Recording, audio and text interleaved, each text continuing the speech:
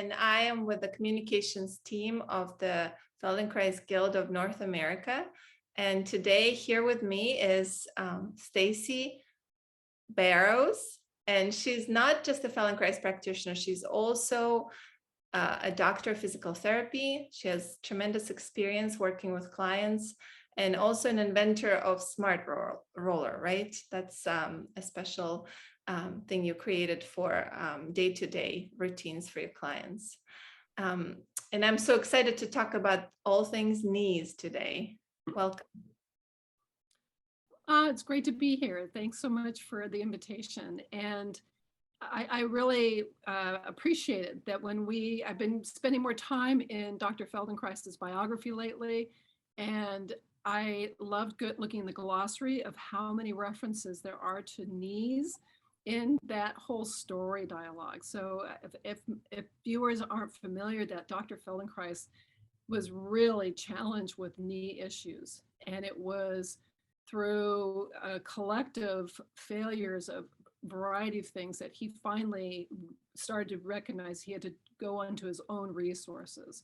And the level of observation and what he came up with is we benefit from that. So that's the Feldenkrais method.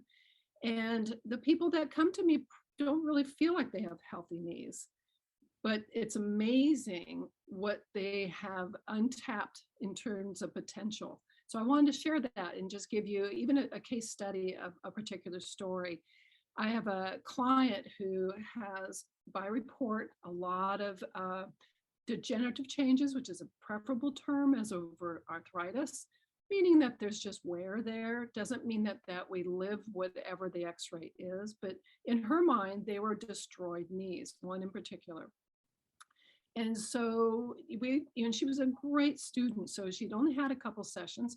And I had just completed teaching an awareness for movement class. And I tend to choose classes out of my own curiosity. I curate a lot of different practitioners. And this particular one was from an advanced trainer, Alan Quistal, and it was the front point of the heel. And it really was a fun lesson to walk in right at that point with this client and take in the experience with her so she could feel a functional integration lesson, a very one-on-one experience. And what we did is we took a pencil, which is kind of how it's cued into the lesson, and we used the pencil in a way of feeling this very specific point on the heel. So it looked like, in fact, I gave her a photograph to go home with, and it was to get an idea and to feel the sensation of that one spot. And keeping that one spot, we just kept playing with over and over her, a variety of experiences of how she could move, sensing that spot, just sensing that spot. Just, again, this is the wisdom of the Feldenkrais method. It's just giving that ability, that lens of sensing that skeletal part and movement at the same time. Well, what I wanted to point out is she sat up and she started to reflect back on the bad knee story. And I had to keep her in mind that let's just explore for a moment. Let's put that aside. And there's a really interesting story about, how Feldenkrais was observing as opposed to examining, because examining does draw on prior history and judgment, but this was purely just to help her observe. And she rose up onto her leg that she thought was not going to happen. She didn't even use her hands, which that you could see it in her eyes. That was the first time. And later on that day, she texted me and said, not only did she go up and down, upstairs, she came downstairs without pain for the very first time. And that was really, I thought, such a great opportunity, because one of the things she texted me, she said, I won't forget this. I mean, that was so in the highlight of what I took away from it, was that's what's accessible for us. So yes, we can have a certain amount of load and wear in the joints, but we tend to lose sight that there are multiple joints involved with knee function. So I will have. Sorry, can I just ask quickly? Yeah. So what was the essence of that lesson? What was the learning that she acquired as a result of this lesson? Well, I think that there was two things that came to my mind. One is that she had a way to shift into doing something differently of the way that she would avoid hurting her knee. That was a big habit. And as a result, she would do this workaround to get the weight up and over and lock it in place. And then, and I'll talk a little bit more about what can happen and how we can play with that. That's the main thing. Second thing is, it was a way to just keep it so simple. So it wasn't trying to navigate to do it right, wrong, or can I replicate it? She knew right away that she could repeat that. And she, was able to tell me later that she was doing that successfully. And since then, still doing it successfully. Now, I've had some positive experiences in my clinic. That one was one of the highlights. And I just wanted to point it out because it was just right after you had invited me to talk about knees. And I thought, well, this is a good story to kind of share. So thank you for asking that. Yeah. And is it, it seems typical when you work with people who have challenges with knees or injuries, I mean, that after just one lesson, you can see a big progress, or does it take, a number of sessions? What is your experience with that? Well, I think that if you can frame the lesson so that there is a way that it's not just this kind of, something out there, I don't know what happened. And I think that's being done more and more with Feldenkrais practitioners. I think that's with any kind of learning, no matter how you present it, that you can give them the essence that something's on the way of progress. How big of an experience it does. Learning scaffold on all levels, we know that. And we are in a very fast-paced society that we like things quickly, and that does take coaching.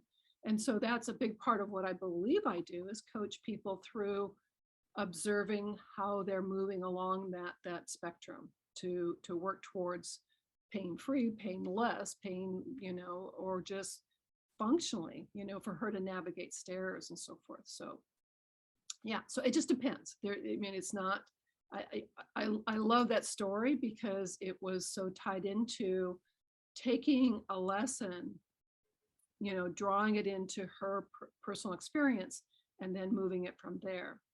So what I'd like to also bring about is when people complain of pain in their knees, their usual reaction, and not to get into the structure of things, but their usual reaction is that it's the knee and it's just this big thing, the knee. It's inside, it's wherever it is. And I have found that a large majority of people have a problem with the kneecap. And I don't think they know that the knee is this interesting mechanism where there's a floating bone called the patella, the kneecap. And the kneecap can be so tightly structured that people have not, they just kind of put it together that it's one articulation. It just hinges. But there's a lot more going on. So one of the things that I also want to offer here is for people just to try this for a moment. So, and by the way, you can, I won't take the time, but you can have somebody stand up and just see, are they able to notice their kneecaps? And often I'll put my hands on their kneecaps for them to feel that they have contracted them. They can get so good at contracting them all the time. And this is kind of the makeup of this work, is that people don't realize what they're doing is something abundantly more of what they need for function. So what happens is it's resistance in the body. So they will contract the kneecap muscles, which are the quadriceps, the upper thigh muscles. And that, if you keep strengthening, that doesn't let the tendon and the patella, the kneecap, come back down to its resting position. It just keeps pushing it down in the joint. So I have them feel that they, that kneecap is stuck up there. So I will then deconstruct it a little bit, have them sit, what we're doing now, put one leg out long and just feel, see if you can feel the kneecap. The kneecap is a heart-shaped bone, and I call it an island bone. So it's a heart shape. And so, like all skeletal models that are not real skeletal models, they had to wire it on because this thing floats. So, but that's kind of close to where it is. And what I was talking about is people walk around with it up here, that the fascia, which is really important, we know that, just gets so dysfunctional that it doesn't let us have the scope of the motion. So then just feeling the kneecap, just very gently glide it downwards. So you can use your palm of your hand so that you're just gently gliding the kneecap down a little bit and just feel what's the quality like, and you can compare it to the other knee. And some people get even a little squeamish with that, which is interesting, right? It's like, ooh, what is that? I mean, that's how distracted they can be from their own anatomy. But as they gently massage that, and I have them just, then experience it, do it multiple times. And then, people know what a quad set is probably by now. And that's when you do a tightening of the upper thigh muscles without generating motion in the leg. So there's a set, that's why they call it a quad set. The kneecap comes back up. And then you practice letting it go down. You bring it up and you let it go down. So then we build a little awareness through movement with that.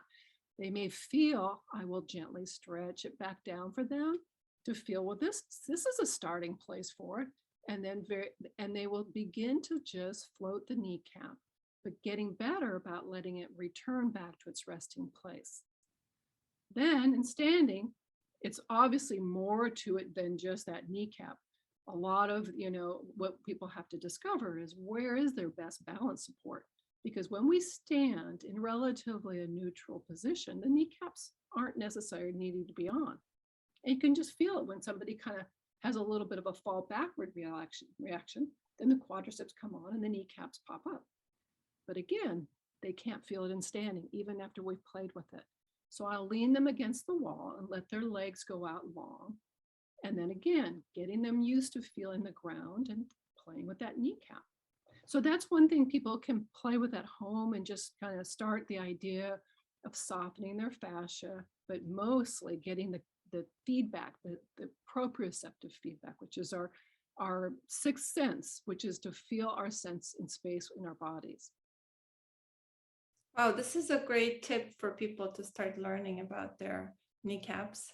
Yeah, and it's not new to physical therapy. We do this a lot, but I think what I love to embrace is the Feldenkrais method engages the learning a little bit differently, that there has to be a presence. There has to be a recognition of you want to do kind of test movements, let them come back up. You want them to make sure that they're doing things that are offering an easier learning state, which means to stay comfortable. I don't want them, and that goes for when people are really pounding on their outer hip muscle. I just don't agree with that philosophy until the science really tells me differently. I'm going to have people mobilize their movement and their tissues, but not to be harmful to their tissues at the same time. And then the couple other tricks I like to use is when most people's bathrooms have slick floors. So I have them sit on the toilet, okay, they don't have to be doing something, but they're sitting there because it's about the right height, and to put a cloth on the floor and to gently glide their foot so that they get in the practice of sensing not the knee bending per se as the way to move the knee, but as they're gliding the foot back and forth. And then they get better and better of letting go of so many of the intrinsics of the foot that could give them that they're grabbing the ground. And Feldenkrais, there's part of that story is that when he thought he had really acquired, the skill sets that he had, through that self-awareness, that the knee was, much more functional until he slipped again. And he realized part of what he was doing was grabbing the ground. And I remember learning from one of my teachers, Ralph Strauss, who really practiced this idea of meeting the ground rather than gripping the ground. So these things factor in terms of how to do that. So there's the way the hips move and to practice the feeling of sitting so that you practice keeping the hip joints very supple by rolling the pelvis and getting that, and then practicing coming to stand and sitting back down. In the Feldenkrais method, we do a lot of transitional movements, not how to properly sit or properly stand, but to go in and out of positions. That's important to us because that negotiation, and to do it in many different ways, because that prepares us for that kind of resilience that we'll have to deal with new and novel experiences. So do you teach all your clients how to change from one position to another to help them improve how their knees feel? Yeah, it could be as simple as when they're lying on their back And if their one leg is bent, so their foot is against the firm surface of where they are on the firm table, and it could be just pushing the pelvis in such a way that they practice to do it in a variety of ways. So it's important that we deconstruct it to a place where, I mean, we do a lot of things lying down in the beginning because it offloads a lot of extra work and minimizes us having to navigate the sensation of things, that because most of us cannot sense the presence of these areas very clearly. So that's one way to do it is, and I will often do that, and I will do things that will have to do with sensing the foot like as almost like a piano scale, so that most people have done a piano scale in their life. And if they start to get the practice, then they start to operate the rolling of the hip and the pelvis, and they take the knee for the ride. The knee is like the middle child of the leg, just like the elbow is the middle child of the arm. It particularly has kind of a separate entity of feeling what the hip and the ankle are doing, it seems to me. And it tends to get direct attention without knowing those parts very clearly. Wow, thank you so much. And any parting advice for our viewers and listeners as to how do we maintain our knee health? You know, what are the recipes to just go into your old age with healthy knees? Well, I think having optimism is the first thing, is to realize that, and I've heard many things brought to people's attention by well-intending professionals, that you have the knee of a 90-year-old, or you have whatever, the spine of this or that. And I enjoy when I can bring the surprise out in somebody that is not what their real experience is based on. It's number one. Two, I want people, I try and make it multifactorial, and I want to look at their whole wellness package. I want to know how they're, well, I want to take too much time, but obviously I'm caring about their sleep, but I'm also caring about how they're hydrating. So I draw from a lot of resources because the fascia is really important in a global sense, as well as their lymph system and so forth. And then, the things that I think would be helpful is grab a tennis ball from your dog or whatever, if it's not gross, and start to play with just doing really simple movements on a tennis ball, not a deep massage. You mean foot? For the foot or? For your foot. Yeah, I'm using my hand. So use it in such a way that you are experiencing a way to sense the ground. And my hand just reminded me of that. I'm a huge fan of kinesio tape. And I think one of the things that we do in the Feldenkrais method is we try and minimize the distractors. And sometimes, sometimes the kinesio tape on the knee can be a way to take the deep signaling of pain down. And people right there start to all of a sudden perk up that, why am I feeling a little better? And you have to kind of walk them back with that. Thank you. Thank you so much. That was so interesting and insightful. Thank you.